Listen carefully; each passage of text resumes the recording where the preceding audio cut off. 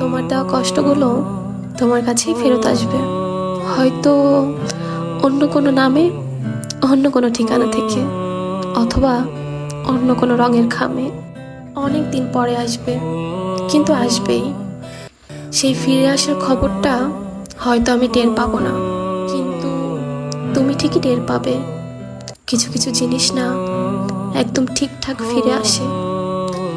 সেই দিন হয়তো আফসোস নিয়ে বলবে, ইস, তার সাথে এমনটা করা ঠিক হয় নাই। আমি ঠিক অভিশাপ দিচ্ছি না, তবে আমি খুব করে চাই আমার সাথে অন্যায় করা মানুষগুলোকে আল্লাহ তাআলা নিজ হাতে শাস্তি দিক। আজকে না হোক, আজ থেকে 5 বছর পর বা 1 যুগ পর তারা তাদের কর্মফল ভোগ করুক।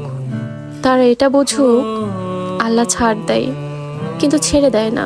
একটা মানুষের জন্য তুমি ঠিক যতটুকু করবা তার 10 গুণ ফিরে পাবা, হোক সেটা ভালো অথবা খারাপ। আমি জীবন থেকে একটা জিনিস শিখেছি, পৃথিবীতে ভালো মতো বাঁচতে হলে, সুখী থাকতে হলে একটু স্বার্থপর হতে হয়। এই দুনিয়াতে যারা যত বেশি স্বার্থপর, তারা তত বেশি সুখী। আপনার জীবনের কষ্টের কারণগুলো অন্যের কাছে হাসির কারণও হতে পারে। আপনি বিপদে পড়লে সবাই আপনাকে বলবে আস্তে আস্তে সব ঠিক হয়ে যাবে, কিন্তু আপনিই জানেন আপনার রাতে ঘুম হয় না। সকালবেলা ঘুম থেকে উঠলে কেমন জানি অসহায় লাগে। আপনিই জানেন খেতে বসলে আপনার গলাতে খাবার নামে না। মাঝে মাঝে কেন জানি দম বন্ধ হয়ে আসে। আপনিই জানেন আপনার প্রত্যেকটা সেকেন্ড কেমনভাবে কাটে। এগুলো কেউ বুঝবে না, কেউ না। যার সাথে হয় একমাত্র সেই বোঝে। যাই হোক, অনেক কথা বলে ফেললাম। আমি কখনো পাটুলে যাই নাই। কিছুদিন আগে আমরা সবাই মিলে চলে গিয়েছিলাম পাটুলে। অনেক পানি, পানির মধ্যে আমার ছোট ভাইয়ের ফোনটা পড়ে যায়।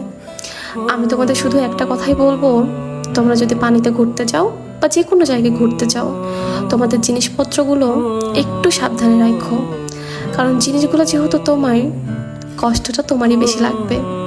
হারিয়ে গেলে বা নষ্ট হয়ে গেলে আশেপাশের মানুষগুলো তোমাকে হয়তো বা কিছুক্ষণের জন্য একটু সান্ত্বনা দিবে, কিন্তু তুমি ছাড়া কেউ বুঝবে না তোমার কষ্ট ঠিক কতখানি। পাটুলে গিয়ে দেখি পানির মধ্যে একটা রেস্টুরেন্টটা ভীষণ সুন্দর। তাই আমরা সবাই মিলে প্ল্যান করি